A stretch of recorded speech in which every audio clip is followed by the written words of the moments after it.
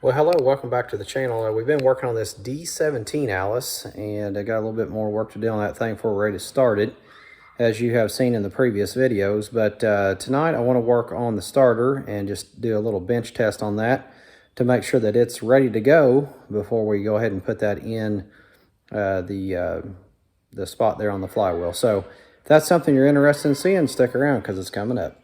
So I got the starter laying over here. I want to do a little bench test on that.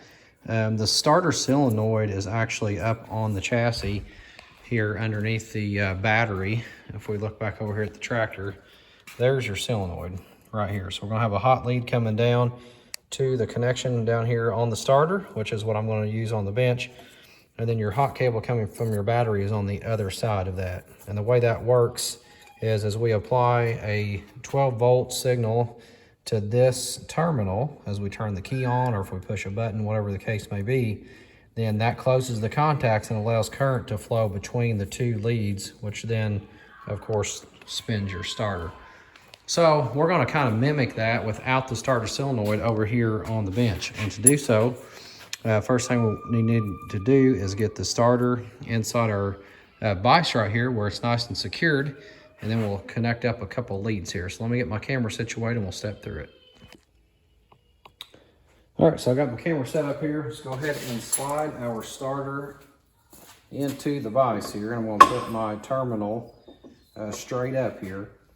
And then I'm gonna get an old cable that I got, battery cable, and I'm gonna just put it in between the case of the starter and the vise. I'm gonna hold that and we'll go ahead and tighten that up. I'm not gonna get it too tight because I don't want to crack the housing here. So you can see what I've got. I just pretty much just wedged that cable right in there on the case. So obviously that's gonna be my ground. Another option that you can do if that's not clean enough is you could just bolt it right up here on one of these ears, and that would give you a nice, good connection as well. So we'll see how this thing operates. If we're getting intermittent start out of the starter, then we will change kind of how we have it mounted. But we're going to try that first. Then I've got another battery that just come out of a tractor. So I'm going to go ahead and connect up my ground side here. Then my next step is I got another battery cable. I'm just going to grab the terminal here that would normally be connected going up to the solenoid. And we'll go ahead and just get that secured as well. And this here I'll go ahead and tighten down because I want to make sure that I have a good connection. Okay, that's good and snug.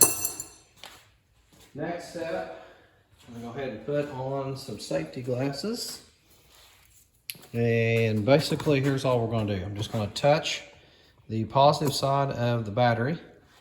That's going to put voltage down into my windings here on my starter motor, which will create that magnetic field, which will then in turn rotate our drive motor and rotate our drive gear. So let's see what we got here. Okay, looks like she spun out pretty good. It did not retract. Okay. So it looks like it's doing its job. I'm going to go ahead and shoot some lubrication right here on that shaft just to make sure that it's nice and free, that it can slide in. What will happen though, once you shut your key or turn your key off from the start position, what it'll do is, of course, at that point, hopefully your engine's turning. The engine RPM will be much greater and it will drive this gear back out of the way off of the flywheel. So we want to make sure that all that is lubed up well. Probably this one's fine even though it stayed out there that one time. Once the momentum gets going, it's going to just drive it back in.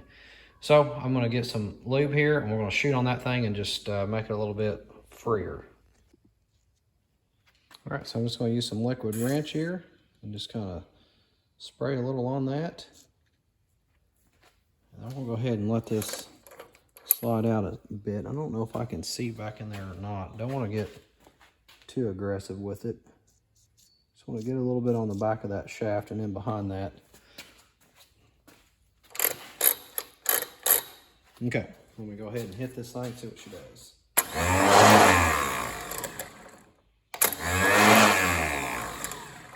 Looks to me like it's moving a little freer.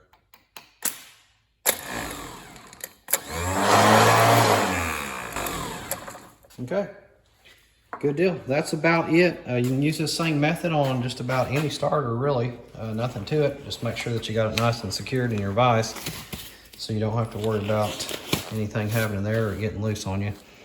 Anyway, that's going to wrap it up for right now. Short and sweet. Stick around. There's lots of videos coming up on this D17.